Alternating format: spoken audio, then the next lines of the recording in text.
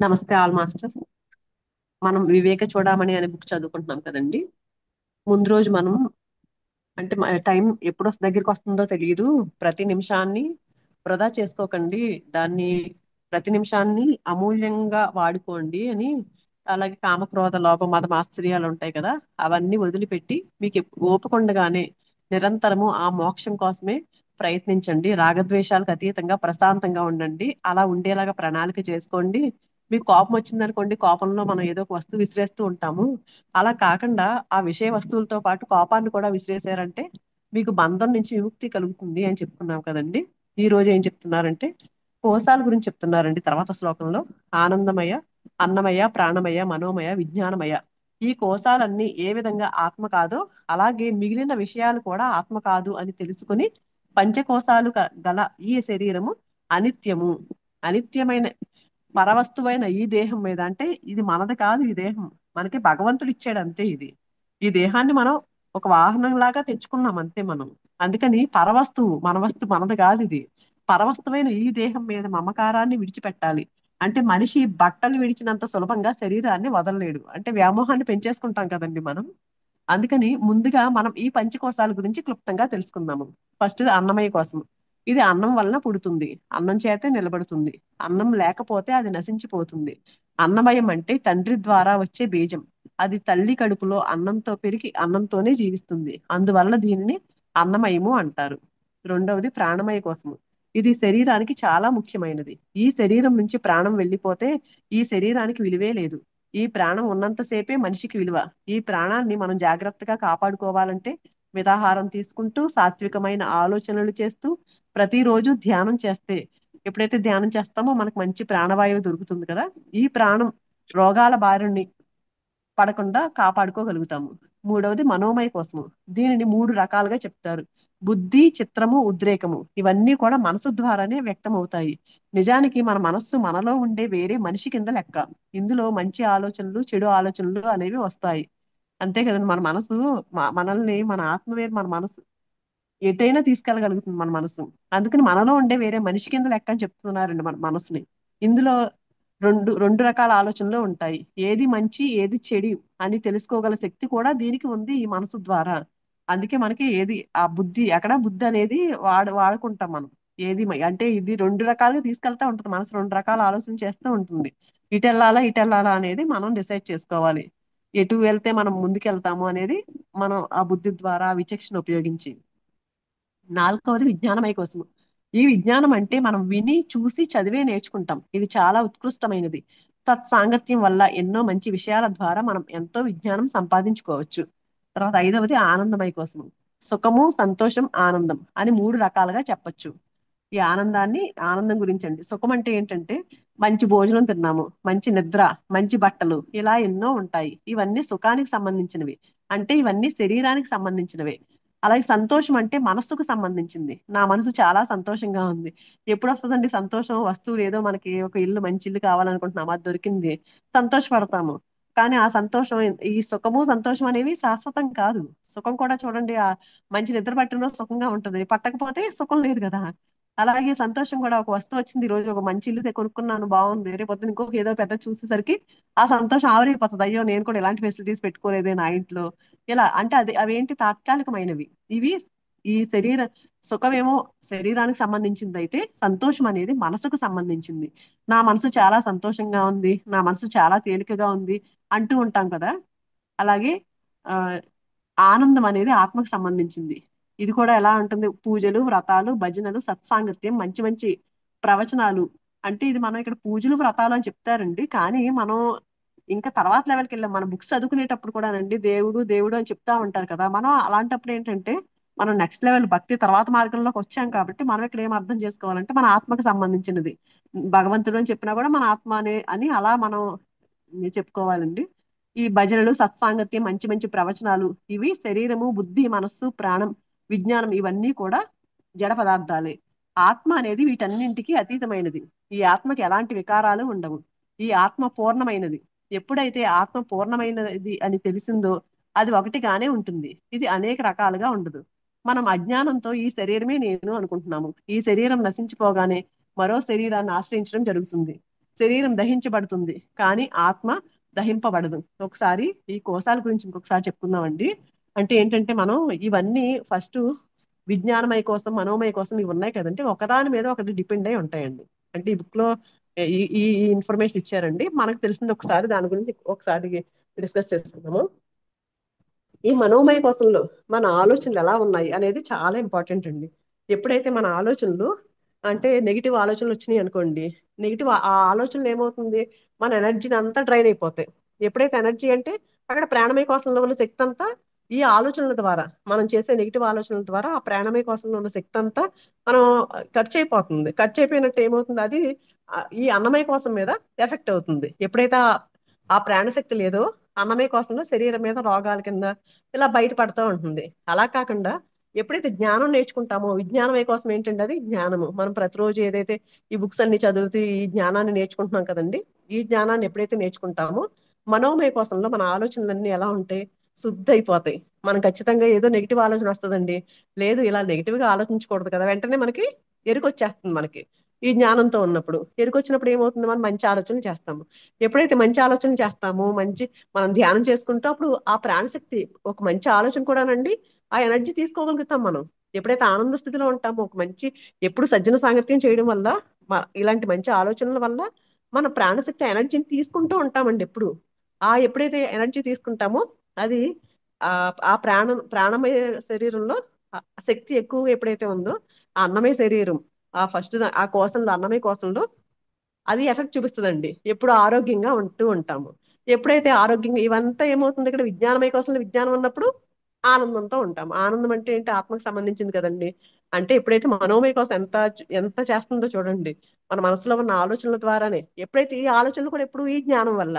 అందుకే ఈ జ్ఞానం అనేది, సత్సాంగత్యం అనేది చాలా ఇంపార్టెంట్. ప్రతిరోజు మనము ఈ జ్ఞానంతో ఎప్పుడైతే ఉంటామో ఆ ఆనంద స్థితి ఎప్పుడు నిరంతరము ఉంటదండి. అది అంటే మనకి సుఖం వచ్చినా దుఃఖం వచ్చినా కష్టం వచ్చినా నష్టం వచ్చినా ఏదైనా సరేనండి, ఎలాంటి పరిస్థితుల్లో అయినా సరే మన స్థిత ప్రజ్ఞత, మనకి భగవద్గీతలో కృష్ణుడు ప్రతిసారి చెప్పేది అదే, మనం ఆ స్థిత ప్రజ్ఞతతో ఉంటామండి. మనకు చలి వేడి ఏది ఆ శీతలం ఉష్ణము ఇక ఏదైనా సరేనండి, మనకి మంచి చెడు ఏమీ ఉండదు. మనకి ఎలాంటి స్థితిలో అయినా సరే ఓ కూల్ ఏమవుతుంది ఇప్పుడు, ఎంత ఈజీగా తీసుకోగలుగుతామండి ఎప్పుడు ఆ జ్ఞానంతో ఉన్నప్పుడు.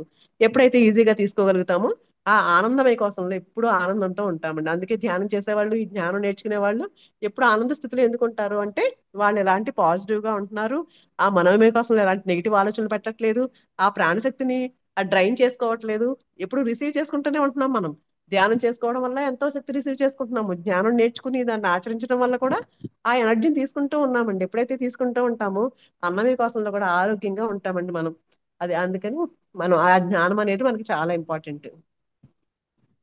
మనం బుక్ లోకి వెళ్దాం. మనం అజ్ఞానంతో ఈ శరీరమే నేను అనుకుంటున్నాము.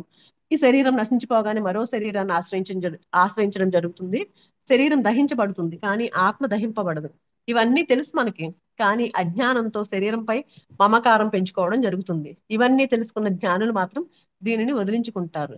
తెలిసి తెలియని మూర్ఖులు నేను నేను అనేటప్పుడు శరీరం మాత్రమే కనబడుతుంది, మనస్సు బుద్ధి పని చేయదు.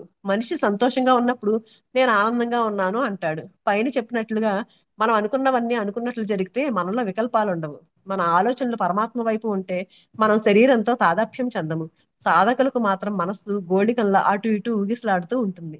బాల్యము, కౌమారము, యవ్వనము, వృద్ధాప్యము అనే దశలతో కూడిన ఈ శరీరం ఒక మట్టి కుండ లాంటిది. కొన్ని సంవత్సరాలు మాత్రమే ఉండే ఈ శరీరం ఒక్కొక్క దశలో ఒక్కొక్క రకంగా రంగులు ఎలా అయితే మార్చగలుగుతుందో గుణాలు కూడా అలాగే మారుతూ ఉంటాయి.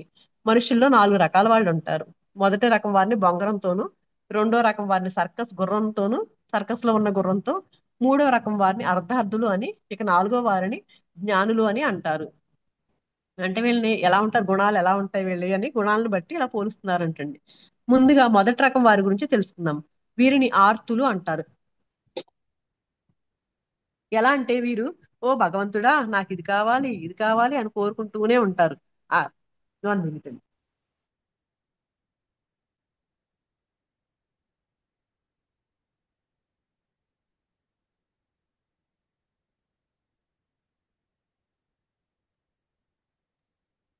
ఆ కోరికలో నేను నేను నేను అని స్వార్థం ఎక్కువగా ఉంటుంది.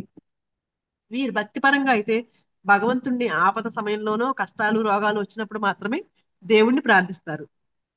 ఫస్ట్ రకం వాళ్ళ గురించి చెప్తున్నారండి. ఇక రెండో రకం వారు సర్కస్ లో గుర్రం లాంటి వారు. వీరు తమ కుటుంబ సభ్యుల కోసం కూడా దేవుని ప్రార్థిస్తారు. మొదటి రకం వాళ్ళు ఏంటంటే స్వార్థంగా వాళ్ళ కోసం ఒక్కటే ఉంటారండి, ఆలోచిస్తూ ఉంటారు. రెండో రకం వాళ్ళు వాళ్ళ కుటుంబ సభ్యుల కోసం కూడా ప్రార్థిస్తారంట. వీరిని జిజ్ఞాసులు అంటారంటండి. వీరు ఆత్మజ్ఞానాన్ని లేకపోతే భగవంతుడిని గురించి తెలుసుకోవాలన్న జ్ఞానాన్ని కలిగి ఉంటారంట రెండో రకం వాళ్ళు. మూడో రకం వారు అర్థార్థులు అంటారు. వీరు తమ గురించి, కుటుంబ సభ్యుల గురించి, బంధువర్గం గురించి కూడా ఆలోచిస్తూ ఉంటారంట వీళ్ళు. ఆలోచించడమే కాకుండా వీరందరి గురించి కూడా దేవుణ్ణి ప్రార్థిస్తూ ఉంటారు. ఈ రకంగా చేస్తే మానవ సంబంధాల విషయంలో వీరి స్థాయి బాగా పెరిగిందనమాట. అంతే కదండి, ఒక లెవెల్కి వచ్చేసరికి మన గురించే కాక పక్క వాళ్ళు కూడా బాగుండాలని కోరుకుంటారు కదండి, అలాగా. వీరు భూమిలాగా తమ చుట్టూ తాము తిరుగుతూ చాలా మందికి మేలు చేస్తారు. వీరు ఇహ పరలోకాల్లో సుఖాలు మాత్రమే కావాలని కోరుకుంటూ ఉంటారు. ఇక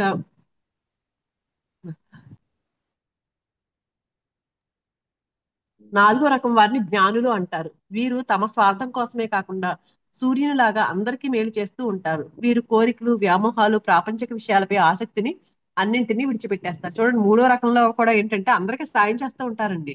కానీ ఏంటి, ఎప్పుడు ఆనందంగానే ఉండాలి, సుఖమే కావాలని కోరుకుంటూ ఉంటారు. కానీ నాలుగో రకంలో ఎలా ఉంటారండి, ఎలాంటి కోరికలు, వ్యామోహాలు, ఈ ప్రాపంచిక విషయాల మీద ఆసక్తి, ఇవన్నిటిని వదిలిపెట్టేస్తారంటండి. ఎవరి స్థాయికి తగ్గట్లుగా వారు కోరికలు కోరతారు. వారు స్థాయి పెరిగే కొద్దీ చేసే సాధనలో నిస్వార్థత కనపడుతుంది. ఫస్ట్ లో ఏంటంటే స్వార్థంగా కోరుకుంటూ ఉంటారు. ఆ స్థితి పెరిగే కొద్దీ నిస్వార్థత కనపడుతూ ఉంటుంది. అందుకే శ్రీకృష్ణ పరమాత్మ,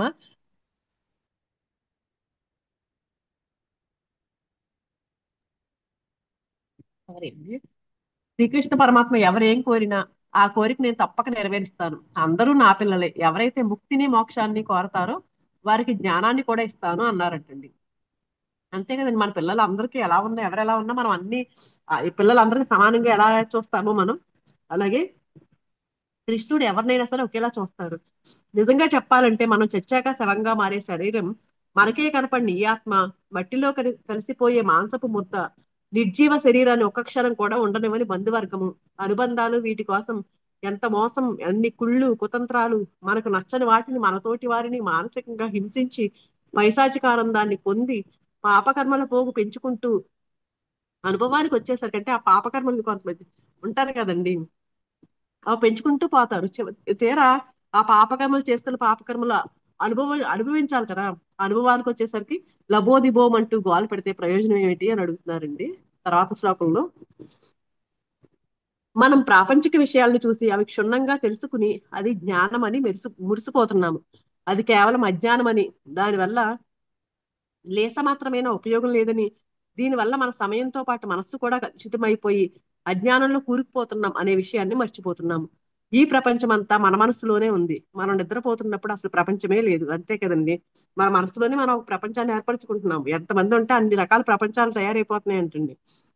కానీ నిద్రపోయినప్పుడు అసలు ప్రపంచమే లేదు. మన మనస్సే సృష్టికి కారణం. అయితే మోక్షానికి కూడా కారణం కావాలి. రోగానికి మందు ఎంత అవసరమో మోక్షానికి మనస్సును కంట్రోల్లో ఉంచుకుంటే మోక్ష మార్గం సులభం అవుతుంది. ప్రతి దానికి మనసే కారణం కదండి. మన మనసుని మోక్షానికి మనం ఎలా ఉపయోగించుకుంటాం అనేది చాలా ఇంపార్టెంట్. ఎప్పుడైతే దాన్ని సరిగ్గా ఉపయోగించుకుంటామో, మన కంట్రోల్లో మనం ఉంచుకుంటామో, అది మనల్ని పైకి తీసుకెళ్తుంది మనకి. ఎప్పుడైతే మన మనసు మన కంట్రోల్లో ఉంచుకుంటామో మనం మోక్షానికి చాలా ఈజీగా చేరుకోగలుగుతాము.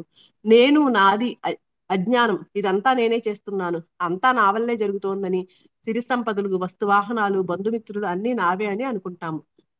మనం నిజమైన జ్ఞానం పొందాలనుకుంటే మనస్సును నిర్మలంగా ఉంచుకుని తనను తాను తెలుసుకోగలిగితే ఈ ప్రపంచంలో ఏది కూడా నీది నాది అనేది ఏమీ లేదు, అంతా అశాశ్వతం.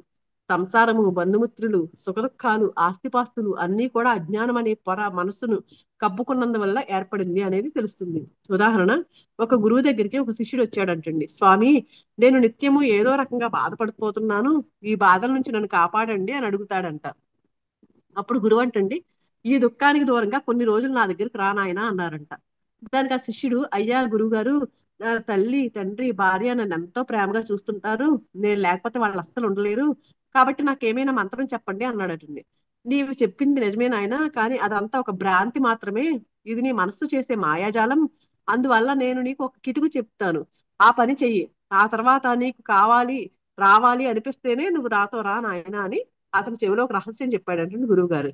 శిష్యుడి ఇంటికి వెళ్ళి భోజనం వగైరా అన్ని కానిచ్చి కాసేపు ఆగి సడన్ గా గుండెల్లో నొప్పి అంటే గుండె పట్టుకుని కాసేపు అటు ఇటు దొర్లి శవంలాగా బీసుకుపోయాడంటండి.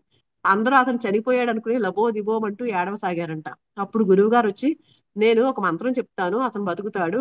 ఆ నామాన్ని మీలో ఎవరైనా సరే మీ నోటి ద్వారా ఆయన చెవిలో చెప్పాలి. అయితే ఈ నామాన్ని ఎవరైతే చెప్తారో వాళ్ళు వెంటనే ఆ చెప్పిన వెంటనే మరణిస్తారు అని చెప్పాడంటండి. అంతవరకు ఏడుస్తున్న వాళ్ళందరూ, అయ్యా ఈ మానవులందరూ ఏదో ఒక రోజు పోవాల్సిందే, కానీ ఇప్పుడు ఇక్కడ ఉన్న వాళ్ళందరికీ ఏదో ఒక బాధ్యత ఉంది, మేము లేకపోతే ఈ పనులు ఎవరు చేస్తారు అని ఎవరికి వారే తప్పుకున్నారంట, ఆఖరికి భార్యతో సహా. అంటే అతను మరణాలు తీసుకోవడానికి ఎవరు ఒప్పుకోలేదు. శవంలా పడి ఉన్న శిష్యుడి మీద చెయ్యి వేయగానే శిష్యుడు లేచి కూర్చున్నాడు. ముందుగానే అందరి మాటలు విన్న శిష్యుడు గురువు గారికి నమస్కరించి, అయ్యా నా కళ్ళు తెరిపించారు మీరు, నా వాడు అనేవాడు ఒక్క భగవంతుడే, మీరు చెప్పినట్లుగా ఆ భగవంతుని గురించే సాధన చేస్తాను మీతో కలిసి అని చెప్పి ఇద్దరు వెళ్ళిపోయారు.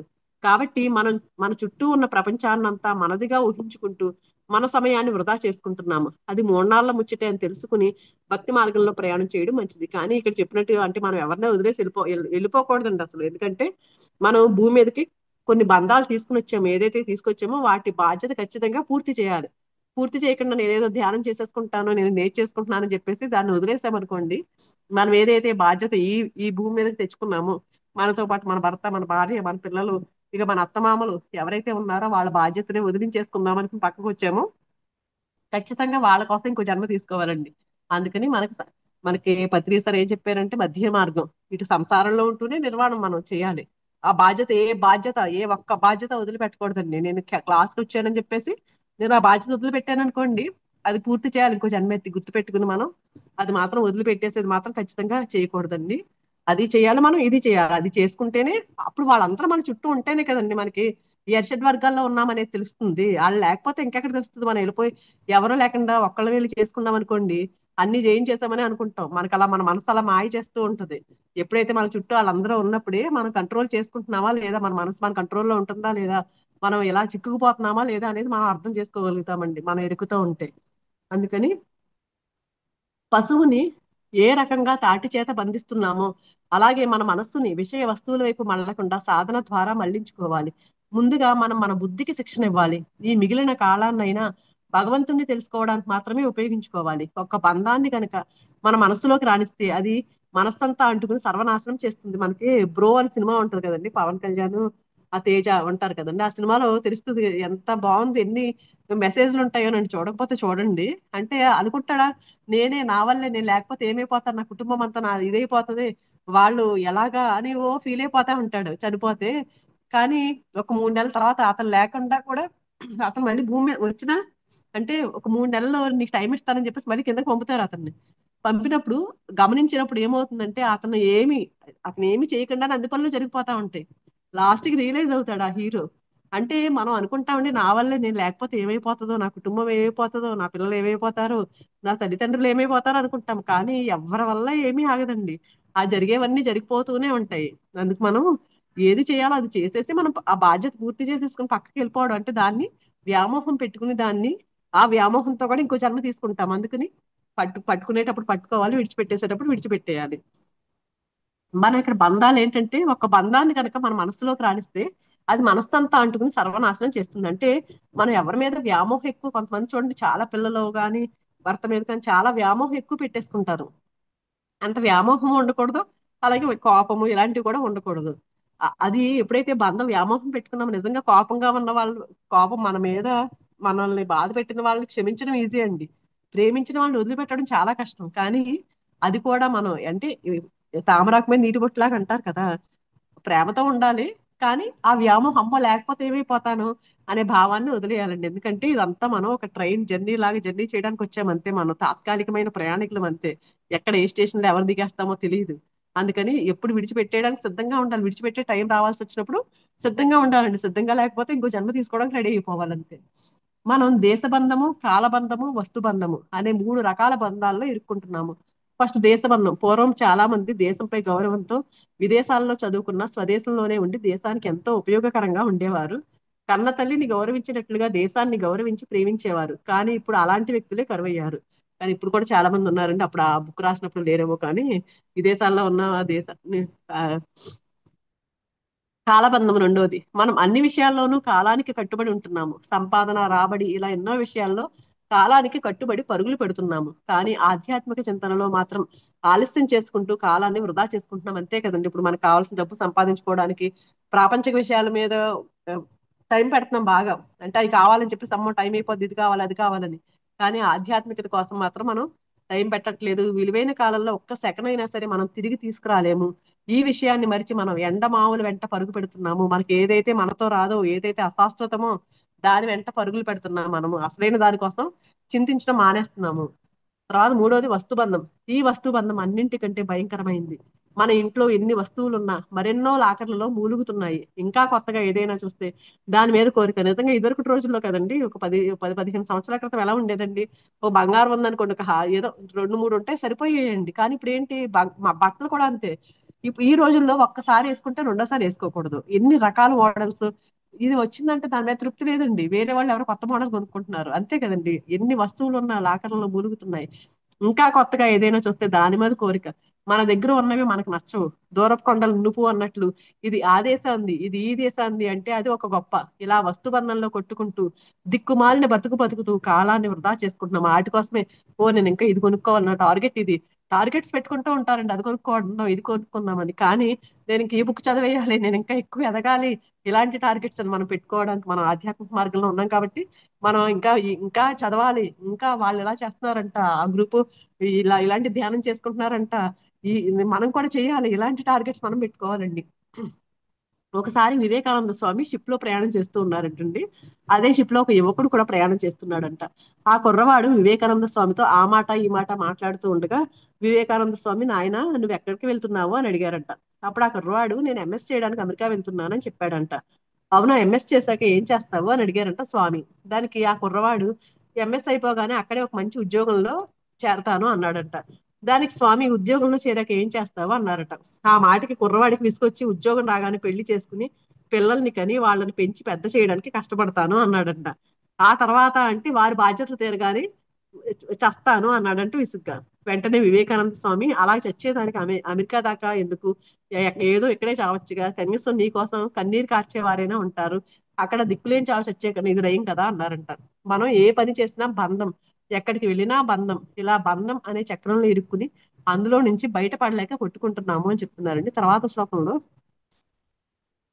ప్రతి వారికి ఈ లోకంలో పుట్టడంతోనే ఒక బంధం ఏర్పడుతుంది. వీడు నావాడు, వీడు నీవాడు, ఇది నాది అది నాది అంటూ ఈ సంసార బంధం నిజం అని నమ్మి దానికి కట్టుబడి పోతుంటారు. అంటే ఇదే నిజం అనుకుంటాం మనం, మన చుట్టూ ఇది నాది నాది అని. ఈ సంసారం శాశ్వతం, ఇందులోనే సుఖ సంతోషాలు ఉన్నాయని, ఈ ఆనందం మరెందులోనూ లేదని వీటిని అంటిపెట్టుకుని మనం బ్రతుకుతున్నాము. అయితే వీటికి మించినది మరొకటి ఉంది అని తెలుసుకోలేకపోతున్నాము. జ్ఞాని అయిన వ్యక్తి ఈ సంసారంలో ఉంటూనే మంచి పనులను ఆచరిస్తూ చెడు పనులను విసర్జించడం అలవాటు చేసుకున్నట్లయితే ఈ సంసార బంధంలో ఉన్న ప్రమాదం ఉండదు. మనం ఎవరో ఏదో చేశారని గుడ్డిగా దాన్ని అనుసరించడం మంచిది కాదు. కానీ ప్రస్తుతానికి మనం చేస్తున్నది అదే. అంటే మనం చూడండి, ఒక గురువు ఉంటాడని ఎవరు ఎవరిని అనుసరిస్తున్నామో, ఎవరినైనా ఒకరిని అనుసరించే ముందండి ఎవరిని అనుసరిస్తున్నామా ఒకసారి మన బుద్ధిని వాడి విచక్షణతో చూసి అప్పుడు అనుసరించాలంటండి. అది ఎలా అంటే, ఒక వంతెన మీద గొర్రెలు నడుస్తున్నాయంటండి. అనుకోకుండా ఒక గొర్రె నదిలో పడిందంటండి, అనుకోకుండా. అయితే మిగిలిన గొర్రెలన్నీ కూడా అదే మార్గాన్ని అనుసరిస్తాయి. దీనినే గడ్డాలిక ప్రవాహ పతిత న్యాయం అంటారంటండి. దీన్ని గడ్డాలిక ప్రవాహ పతిత న్యాయం అంటారంట. అంటే గొర్రెల మందలాగా అంటారు కదండి, అది మన సామెతలాగా కూడా వాడుతూ ఉంటారు కదా కొన్ని కొన్నిసార్లు. మనం విశ్వాసాలను నమ్మవచ్చు, కానీ అవి మూఢ విశ్వాసాలుగా ఉండకూడదు. అంటే మనల్ని ఏంటంటే ఎన్నో మూఢ విశ్వాసాలండి, ఎన్నో అలా నమ్మేస్తూ వచ్చేస్తూ ఉన్నాం మనం. ఇలా దీనికి ఈ న్యాయం పేరు చెప్పారు. దీనికి ఒక ఎగ్జాంపుల్ ఏం చెప్తున్నారంటండి, ఒక యోగి నదిలో స్నానం చేశాడంటండి. చేసి ఆయన ఒక రాగి చెంబు ఉందంట, దాన్ని శుభ్రంగా కడిగి పైకి వచ్చి అనుష్ఠానం చేసుకోవాలని జనం ఎక్కువగా ఉన్నారు కదా, ఆ చెంబు పోతుందేమో అని ఆలోచించి దాన్ని తిరగేసంటండి కొంత భాగం భూమిలో పాతి పెట్టి అనుష్ఠానం చేసుకుంటున్నాడంటండి ఆయన కళ్ళు మూసుకుని. ఆయన కళ్ళు తెరిచి చూసేసరికంటండి ఆయన చుట్టూ అనేక చెంబులు శివలింగాల్లాగా కనిపించినాయి అంట. అంటే ఏదో అనుష్ఠానం చేసేసుకుంటున్నాడు, ఏదో చేస్తున్నాడు అని చెప్పేసి, ఈయన ఊరికే అది పోద్దేమో, అందరూ జనాలు ఉన్నారు ఎవరైనా ఎత్తుకుపోతారేమో అన్నట్టు దాన్ని భూమిలో గుచ్చాడండి. మొత్తం అందరూ అలాగే చేసేసారంటండి. అందులో ఆ యోగి చెంబు ఏది అనేది తెలియలేదంటండి, అంతమంది పెట్టేశారంట చెంబుల. అంటే యోగి భద్రత కోసం చెంబును పాతి పెడితే దానిని ఒక ఆచారంగా భావించి గొర్రెల్లాగా అందరూ ప్రవర్తించారు. అంటే మన పనులు, ఆలోచనలు, అలవాట్లు వ్యక్తిత్వాన్ని నిర్ధారణ చేయటానికి దారితీస్తాయి. అనుకరణలు అన్నీ కూడా మన భవిష్యత్తును నిర్ణయిస్తాయి. అందుకని మనం ఎవరినైతే అనుసరించాలనుకుంటున్నామో, ఎవరినైతే అనుకరించాలనుకుంటున్నామో ఒకసారి ఆలోచించాలండి. ఎరుకుతో ఉండాలి. ఏంటి కరెక్ట్ పర్సన్ ఏనా, మనం చేసేది కరెక్టేనా, మనం మన విచక్షణ ఉపయోగించి తెలుసుకోవాలి. అయితే అది మంచి పనా చెడు పనా అనేది ఆలోచించి చేయాలి. దీనికి అంతటికీ కారణం మనలోని అజ్ఞానమే. అంటే అజ్ఞానంతో ఉన్నప్పుడే కదండి అలా పనికిరాని ఇవన్నీ అనుకరిస్తూ ఉంటాము. ఎప్పుడైతే జ్ఞానంతో ఉంటామో ఏది అనుసరించాలో అనేది మనకు అర్థమవుతుంది. ఒక ఎగ్జాంపుల్ ఏం చెప్తున్నారంటేనండి, ఒక కాలేజ్ ఫంక్షన్ కి ఒక ప్రొఫెసర్ గారిని ఆహ్వానించారు. కాలేజీ పెద్దలు విద్యార్థులను ఉద్దేశించి విజయం అంటే ఏంటి అని అడిగారంటండి. ఎవరు అక్కడ ఆ ప్రొఫెసర్ ఉన్నారు కదండి, ఆయన అడిగారంటండి ఈ స్టూడెంట్స్ అందరినీ, విజయం అంటే ఏమనుకుంటున్నారు అని. ఒక కొంతమంది ఏమన్నారంట, డబ్బులు బాగా సంపాదించడం విజయం అన్నారంట. దానికి ప్రొఫెసర్ గారు అన్నారంట, బ్రతికేందుకు డబ్బులు ఉంటే చాలు, డబ్బులు సంపాదించడం విజయం కాదు అని చెప్పారంట. ఒక కుర్రవాడు లేచి, సార్ విజయం అంటే శక్తి అన్నాడంట. శక్తి ఉన్నంత మాత్రాన అది విజయం కాదు. ఎందుకంటే అలెగ్జాండర్, హిట్లర్, ముసోలిని వంటి వారు ప్రపంచాన్ని జయించాలని తమ శక్తితో విజయాలు పొందాలని ఆశపడ్డ వారి జీవితాలు ఎలా ముగిసిపోయాయో తెలుసు కదా మనకి అన్నారంట ప్రొఫెసర్.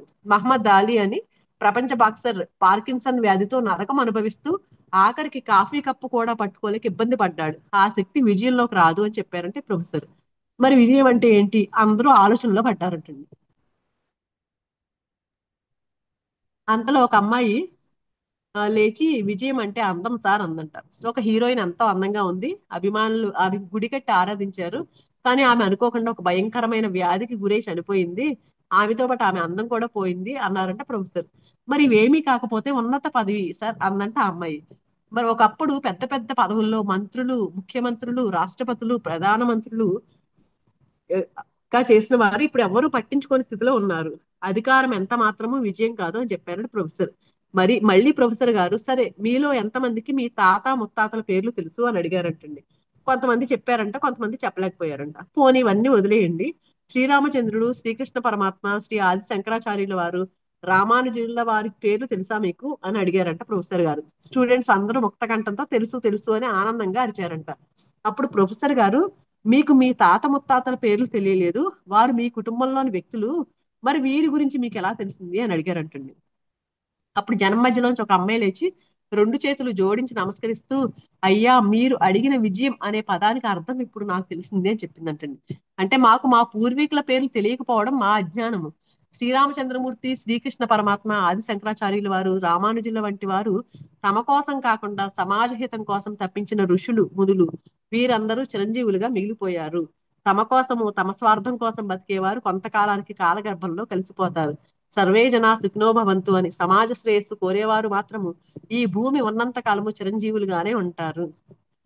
విజయం అంటే ఇదే, దీనిని మించిన విజయం ఏది లేదనుకుంటున్నానని ఆ అమ్మాయి ముగిస్తుంటే ఆడిటోరియం మొత్తం చప్పట్లతో దత్తరిల్లిపోయింది. అంతే కదండి, నిజంగా మన కోసము మనం చేసేది ఎలా ఉండాలి, నిస్వార్థంగా చేయాలంటారు కదండి. అంటే మనకు సంబంధించిన వాళ్ళు కాదు, అలాంటి వాళ్ళకి ఎప్పుడైతే సేవ చేస్తామో, అలాంటి వాళ్ళని ఎప్పుడైతే ప్రేమిస్తామో అదే అసలైంది మనం చేయాల్సింది. ఎవరైతే అలా చేస్తారో, ఆ చేసిన వాళ్ళందరూ కదండి ఇప్పుడు మనం గుర్తుపెట్టుకున్న ప్రముఖులందరూ కూడా అలా నిస్వార్థంగా చేసిన వాళ్ళే కదా, అదే విజయం అని చెప్తున్నారండి.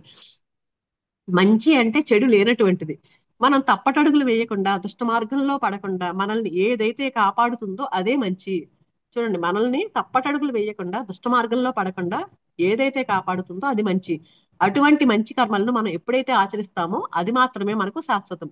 సాధన ద్వారా మనం మంచి అనేది అలవాటు చేసుకుంటే మన చుట్టూ అంతా మంచే ఉంటుంది. జీవుడు ఈ దేహాన్ని వదిలి వెళ్ళిపోతే అప్పుడు మనకి ఎలాంటి చిక్కులు ఉండవు అనుకుంటాము. కానీ అదే పెద్ద చిక్కు. మన యొక్క ఆలోచనలు మనల్ని ముందుకు పోనివ్వవు. మనం ఏ లోకానికి వెళ్ళినా, ఎన్ని జన్మలెత్తినా మనల్ని కాపాడేది ఒక ధర్మము, మంచి మాత్రమే. మనం ఎదుటి వారికి చెడు చేయాలి అనుకుంటే అది తిరిగి తిరిగి ఏదో ఒక రూపంలో మనకే తిరిగి వస్తుంది.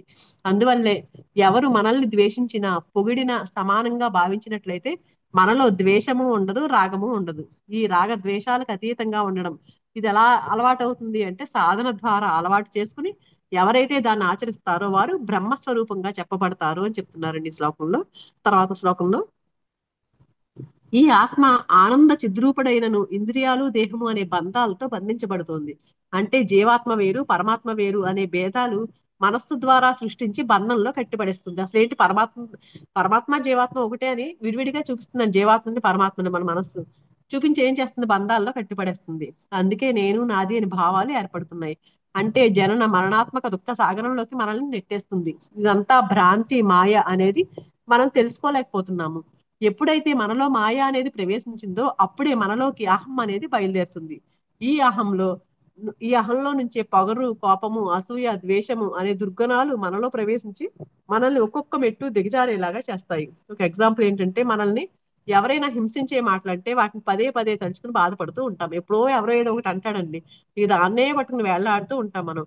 నిరంతరము ఇలాంటి పనికి మాలిన విషయాలకు ప్రాధాన్యత ఇచ్చి బాధపడే వారికి దుఃఖం మాత్రమే మిగులుతుంది. మనం వెంటనే ఓ నా కర్మ పోయింది అనుకుంటే హ్యాపీగా ఉంటుంది, మనకు గుర్తుండదు ఇంకా అది. మన ఉన్నతికైనా లేదా పతనానికైనా కారణం మన మనస్సే. క్రూరులు, ద్వేష స్వభావం కలవారు, అధములు, నీచులు మొదలైన వారు ఎన్ని జన్మలెత్తినా వారిలో కొంచెం కూడా మార్పు రానట్లయితే వారికి ఎన్ని జన్మలెత్తినా అదే రకం మనస్తత్వం కలవారి కుటుంబాలలో జన్మించడం జరుగుతోంది. ఇక్కడ చూడండి, గుర్తుపెట్టుకోండి. ఏం చెప్తున్నానంటే, మనం ఎలాంటి మనస్తత్వంతో అంటే ఎలాంటి స్వభావాలతో ఉంటామో అలాంటి కుటుంబంలో అలాంటి కుటుంబంలోకి వెళ్ళి చేరతామంటండి. అంటే ఇలాంటి వారు ఎక్కడ పుట్టాలి, ఏ జాతిలో పుట్టాలి, ఏ వాతావరణంలో పుట్టాలి అనేది వారి వారి కర్మలను బట్టి ఆ భగవంతుడే నిర్ణయం చేసి వారికి తగ్గ విధంగా వారిని పుట్టిస్తాడు.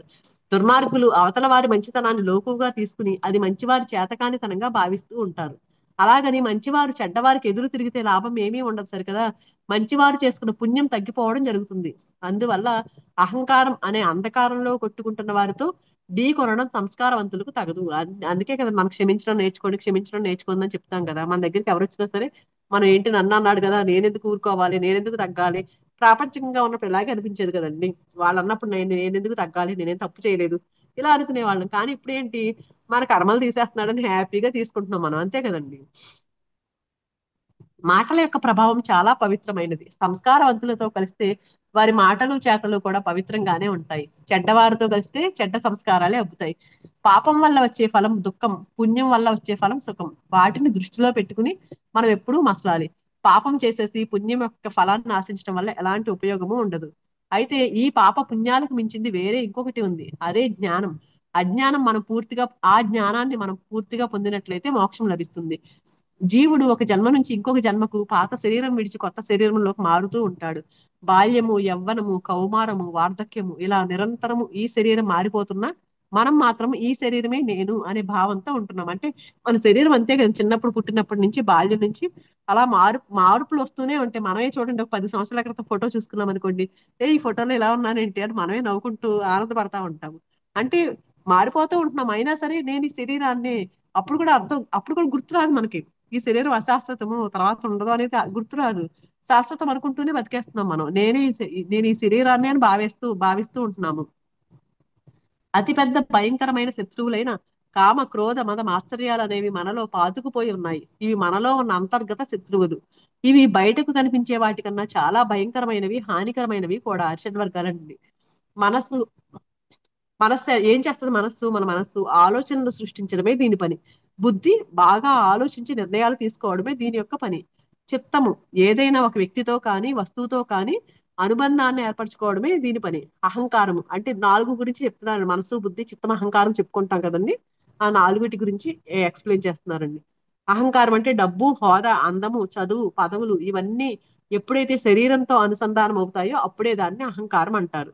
మనం వీటిని విడివిడిగా చెప్పుకున్న ఈ నాలుగింటిని కలిపే మనస్సు అంటారు.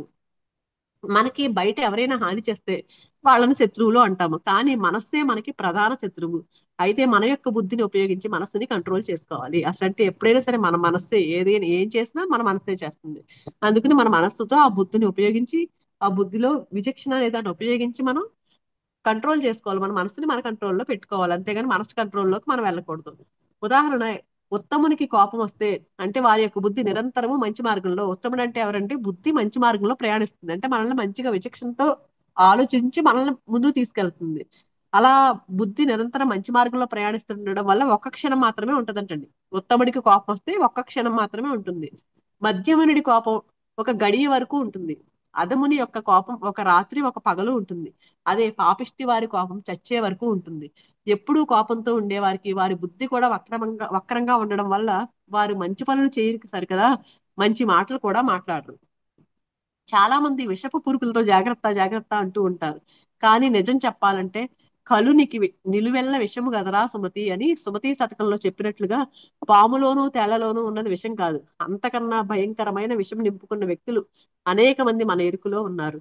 అహంకారుల యొక్క మాట చేత కూడా విషం కన్నా భయంకరంగా ఉంటాయి. అసలు ఈ అహంకార మమకారాలకి కారణం నేను దేహము అనే అపోహలో ఉండడమే. అదే మనం అహం బ్రహ్మాస్మి అనుకుంటే ఇవేమీ ఉండవు. అదే మోక్షానికి కారణం. అంటే నేను అనే దాన్ని ఎప్పుడైతే వదిలేస్తామో అప్పుడు అందరిలోనూ ఆ పరమాత్మను ఎప్పుడైతే చూడగలుగుతామో అదే మోక్షానికి కారణమవుతుంది. ఇక్కడ ఎగ్జాంపుల్ ఏం చెప్తున్నారంటేనండి, జీవుడు తల్లి గర్భంలో నవమాసాలు గర్భ నరకం అనుభవించి, అంటే నరకం అని ఎందుకు అంటున్నారంటే మలమూత్రాలతో ఈదుతూ ఆ మలమూత్రాలలో పుట్టిన పురుగులు ఒళ్ళంతా కుట్టేస్తుంటే ఎటు తిరగలేక, అంటే లోపల గర్భంలో ఉన్నప్పుడు గురించి చెప్తున్నారండి. ఎటు తిరగడానికి దారి లేక ఒళ్ళంతా తిమ్మిరెక్కి ఏమీ చేయలేక నరకం అనుభవించి ఆఖరికి బయటపడడం జరుగుతుంది. మనం తల్లి యొక్క గర్భంలో ఇంత నరకం అనుభవించి బయటపడినా ఇదంతా పూర్వజన్మ కర్మఫలం అని తెలుసుకోలేక వయసు పెరిగే కొద్దీ మనస్సులో ద్వేషం పెంచుకుంటూ పోతే ఆ ద్వేషం యొక్క ప్రభావం మనం ద్వేషించే వ్యక్తిపై కన్నా మన మీదే ఎక్కువ ప్రభావం పడుతుంది. అంటే చూడండి, ఇప్పుడు ఆ ద్వేషం ఎవరి మీదైనా ద్వేషించామనుకోండి, మనల్ని మనమే ద్వేషించుకున్నట్లు. ఎందుకంటే ఇప్పుడు ఎవరో బయట వెళ్తున్నారండి, నడుస్తూ ఉన్నారు, వాడిని తిట్టామండి మనం. తిట్టామంటే ఏం చేస్తాం మనం? వాడికి మనం శత్రువు అవడానికి ఒక అవకాశం కల్పించామండి. తిరిగి మనం అక్కడ మనకి వ్యతిరేకంగా మనల్ని మనమే వాడుకున్నాము. అందుకని ఇక్కడ ఏమవుతుందంటే ఆ ద్వేషం వాళ్ళ మీద కాదు మన మీదే ప్రభావం చూపిస్తుంది. మనం ప్రేమ ఇచ్చామనుకోండి, ప్రేమే తిరిగి ఇస్తారు వాళ్ళు. అలా కాకుండా మనం ద్వేషాన్ని ఇచ్చామనుకోండి, తిరిగి రెడీగా ఉంటాడు, ఎప్పుడు మనల్ని సెటైర్ వేద్దామా, ఎప్పుడు మనకి ఏం చేద్దామా అని చూస్తూ ఉంటాడు వాడు. అంటే మన మీద మనమే ప్రయోగించుకుంటున్నాం, ఏం ప్రయోగించుకున్నా సరే. అందుకని ఆ ప్రభావం మనం ద్వేషించే వ్యక్తిపై కంటే ఆ ద్వేషం యొక్క ప్రభావం మన మీదే ఎక్కువగా ఉంటుంది. ఆ ద్వేషం నుంచి అనేక రకాలైన చెడు ఆలోచనలు రావడమే కాకుండా అహంకారం పుడుతుంది. అందులో నుంచే నేను నాది అనేది మొదలవుతుంది. ఇదంతా మన మనస్సు వల్లే ఈ భ్రాంతి కలుగుతుంది. ఈ నేను నాది అనేది ఒక పెద్ద అజ్ఞానము. అందుకని ఆ నేను నాది అనేది తీసేయగలిగితే అదే అసలైన జ్ఞానం అంటండి. ఒక ఎగ్జాంపుల్ ఏం చెప్తున్నారంటేనండి, ఒక ఎద్దు గురించి చెప్తున్నారు. ఒక ఎద్దు ఉంది, అది అంబా అంబా అని అరుస్తూ ఉంటుంది. అంబా అంబా అంటే నేను నేను అని అర్థము. ఈ అంబా అన్న మాటతోనే దానికి కష్టాలు మొదలవుతాయి. అది పెరిగి పెద్దవ్వగానే దాన్ని ఎడ్ల బండికి కడతారు. ఖాళీ సమయంలో కాడికి కట్టి పొలం దున్నిస్తారు. ఎండా వాన అని లేకుండా దాన్ని పనికి ఉపయోగిస్తూనే ఉంటారు. ఆఖరికి ఆ ఎద్దు ముసలిదై చనిపోతే దాని కసాయి వాడికి అమ్మేస్తారు. ఆ కసాయి వాడు దాని చర్మం ఒలిచి చెప్పులు కుట్టి అమ్ముతాడు. అంతేకాకుండా ఆ చర్మాన్ని డోలుకు ఉపయోగిస్తారు. ఆ డోళ్లను కర్రలతో నిర్దాక్షిణ్యంగా బాదుతారు. అప్పటికీ దాని దురదృష్టం పోదు. దాని ప్రేగులు తీసి దూదిని పీకి యంత్రానికి కట్టి దాన్ని వాడతారు. ఇంకా అప్పుడు అది తుహు తుహు అంటే నువ్వు నువ్వు అంటుంది. అప్పటికి కానీ దానికి విముక్తి రాదు. అంబా అంబా అంటే నేను నేను అనే అహం పోయి తూహు తూహు అంటే నువ్వు నువ్వు అంటే భగవంతుడా, చూసేవాడివి, చూపించేవాడివి, నడిపేవాడివి, నడిపించేవాడివి నువ్వే అనే భావం వస్తుంది. ఈ భావన ఎప్పుడైతే వస్తుందో అప్పుడు అహంకారం పోతుంది. మన యొక్క అహంకారం నుండి మనం విముక్తులం అయిపోయిన తర్వాత మన యొక్క ఆత్మ పౌర్ణమి నాటి చంద్రునిలాగా నిర్మలంగా నిశ్చలంగా తనంత తాను ప్రకాశించడం జరుగుతుంది. మనలో ఈ అహంకారం ఏ కొంచెం మిగిలి ఉన్నా అది ముక్తి మార్గానికి అడ్డంకిగా నిలుస్తుంది. ఎగ్జాంపుల్ ఏం చెప్తున్నారంటే, ఒక కొలనులో తామర పువ్వులు అందంగా విచ్చుకుని ఉన్నాయంట. వాటిని చూసి ఒక తేనెటీగ అందులో ఉన్న మకరందాన్ని త్రాగుతూ ఆనందాన్ని అనుభవిస్తూ హాయిగా ఆనందంగా ఉందంటండి. అలా ఎంత సమయం గడిపిందో దానికే తెలియదు. సూర్యాస్తమయం అవుతున్న సమయంలో ఆ కలువ యొక్క రేఖలు నెమ్మదిగా ముడుచుకోసాగాయి. ఆ తేనెటీగ తన ఇంద్రియ సుఖాలను అనుభవించడంలో లీనమైపోయి ఉండడంతో చీకటైపోయింది. తామర పువ్వు పూర్తిగా ముడుచుకుపోయింది. ఈ తేనెటీగ మాత్రం అది గమనించకుండా అందులో ఉండిపోయింది. కొంచెం సేపటికి పువ్వు ముడుచుకోవడం గమనించిన తేనెటీగ, పోనీలే, రేపు ఉదయం పువ్వు విచ్చుకోగానే ఎగిరిపోదాము, ఈ రాత్రంతా హాయిగా మకరందం తాగి రేపు వెళ్ళిపోదాం అనుకుందంటండి. ఈలోగా ఒక ఏనుగు వచ్చి వరుసగా కలువలను లాగి మింగేసిందంట. తేనెటీగ తామర పువ్వుతో సహా ఏనుగు బొజ్జలోకి వెళ్ళిపోయిందంట. ఒక తేనెటీగకు చెక్క కొయ్యను కూడా తొలగించే శక్తి కలిగి ఉంటుంది. సుకుమారమైన తేనెటీగ ఇంద్రియ సుఖాలను అనుభవించడంలో ఎంతో ఆనందాన్ని అనుభవిస్తూ తన మృత్యువును తానే తెచ్చుకోవడం జరిగింది. చూడండి, అంటే మనం ఏముందిలే అని బతికించేసరికి ఏమవుతుంది, అక్కడ ఏరు పొట్టలో వెళ్ళిపోయింది అది. ఈ రకంగానే మనం కూడా మన ఇంద్రియాలని తృప్తిపరచడం కోసం నిమగ్నమై ఉండడంలో మునిగిపోయి భగవంతుని స్మరించడం వదిలేస్తున్నాము. రేపు చేద్దాంలే, ధ్యానం ఏముంది, రేపు చేద్దాం అనుకుంటా ఉన్నాం కదా. నీ తేనెటీగ ఎలా అయితే బతికించి ఏమైంది, అలాగే మనం కూడా ఆ ఇంద్రియాల కోసమే దాంట్లో నిమగ్నం అయిపోయి వీటి కోసం టైంని స్మరించడం, మన ఆత్మను స్మరించుకోవడం కోసం టైం పెట్టకుండా వదిలేస్తున్నాం మనం. ఈ సృష్టి అంతా ఒక మాయ. మనం అజ్ఞానం వల్ల ఈ మాయలో చిక్కుకుని బయటికి రాలేకపోతున్నాము. బ్రహ్మం మాత్రమే సత్యము, బ్రహ్మమే సుఖము. ఈ బ్రహ్మాన్ని తెలుసుకుని పట్టుకున్నట్లయితే ఆ మోక్షము పొందవచ్చు. దృక్కు దృశ్యములు అనే రెండు పదార్థాలు కలవు. దృక్ అంటే బ్రహ్మము, దృశ్యము అంటే మాయ. ఆత్మ అని అనాత్మ అని రెండు పదార్థాలు ఉన్నాయి. ఆత్మ అంటే బ్రహ్మము, అనాత్మ అంటే భోగము. జ్ఞానం కలిగినట్లయితే మోక్షం గ్యారంటీ. అజ్ఞానం వల్ల బంధాలలో ఇరుక్కోవచ్చు. మనకు అతి భయంకరమైన పెద్ద శత్రువులైన కామము, క్రోధము, లోభము, ఈర్ష్య, అసూయ అనే మనలో ఉన్న అంతర్గత శత్రువుల్ని మనం అదుపులో పెట్టుకోకపోతే భగవంతుని చరణార విందములు చేరలేము. దీనికి మార్గము నిరంతర అభ్యాసము, వైరాగ్యాల ద్వారా మనసులోని అలజడులను నియంత్రించుకుని ఆత్మ సాక్షాత్కారం పొందడమే. ఇక్కడతో ఇది కంప్లీట్ అయిపోయిందండి బుక్. ఇక్కడ ఈ బుక్ అంతా మెయిన్ చెప్పింది ఏంటండి, మన మానవ జన్మ చాలా అమూల్యమైనది. ఎంతటి ఎంతో అదృష్టం ఉంటేనే కానీ మానవ జన్మ తీసుకోలేము. కానీ మనం ఏం చేస్తున్నామంటే ఇవన్నిట్లో చిక్కుకుపోతున్నాం. ప్రాపంచిక విషయాల మీద, అశాశ్వతమైన విషయాల పట్ల చిక్కుకుపోయి వీటిలో ఈ వైరాగ్యాలతో, అరిషడ్ వర్గాల్లో రాగద్వేషాలతో చిక్కుకుపోయి మనం టైం ని వేస్ట్ చేసుకుంటున్నాం. అలా కాకుండా వివేకము, జ్ఞానంతో ఉంటూ, వైరాగ్యం అంటే మనం ఏదైతే ఆత్మ ఎదుగుదలకు అడ్డంగా మనకి ఏదైతే ఉందో దాని పట్ల వైరాగ్యాన్ని పెంచుకోవాలంటే దానిని పక్కకు నెట్టేసి వైరాగ్యంతో ఉంటూ ఆ వివేకము, వైరాగ్యము వీటి ద్వారా ఆత్మ సాక్షాత్కారం పొందవచ్చు అని చెప్తున్నారండి. అందుకని మనం ఎన్నిసార్లు చెప్పారో కదండి బుక్ అంతా కూడా, మానవ జన్మకున్న ఇంపార్టెన్స్ ఎంతో చెప్పారు. అంటే మనం చాలా ఎదగడానికి, మన ఆత్మ ఎదుగుదల చాలా తొందరగా జరగడానికి ఒకే ఒక మార్గం అంటండి మానవుడిగా పుట్టడం. అందుకని దేవతలు సైతం మానవ జన్మ కోసం చూస్తూ ఉంటారు అంటారు. మా పైన దేవతలుగా ఉన్న వాళ్ళు చాలా తక్కువగా ఎదుగుతారంటండి. కానీ కింద మనం ఈ భూమి మీదకి వచ్చి మనం జన్మెత్తడానికి వచ్చిన వాళ్ళంతా కూడా చాలా చాలా ఫాస్ట్ గా, అంటే మనం ఎలా అయితే జ్ఞానంతో ఎప్పుడైతే ఉంటామో చాలా ఫాస్ట్ గా 100 జన్మలు ఒకే జన్మలో వెళ్ళిపోగలుగుతామంటాడు. అంత చాలా ఫాస్ట్ గా ఎదుగుతామంట. అందుకని అది గుర్తు పెట్టుకుని ప్రతి నిమిషాన్ని వేస్ట్ చేసుకోకుండా మనం ప్రతి వృధా చేసుకోవద్దు. ప్రతి నిమిషం అమూల్యమైందని ఈ బుక్ లో మళ్ళీ మళ్ళీ చెప్పారండి. దాన్ని మనం ఆచరిస్తూ ప్రతిరోజు ధ్యానము, సజ్జన సాంగత్యాల్లో ఉంటూ, దీన్ని ఎరుకుతూ ఉంటూ ప్రతి నిమిషము దీన్ని ఆచరణలో పెట్టుకుందామండి. థ్యాంక్ యూ సో మచ్ అండి.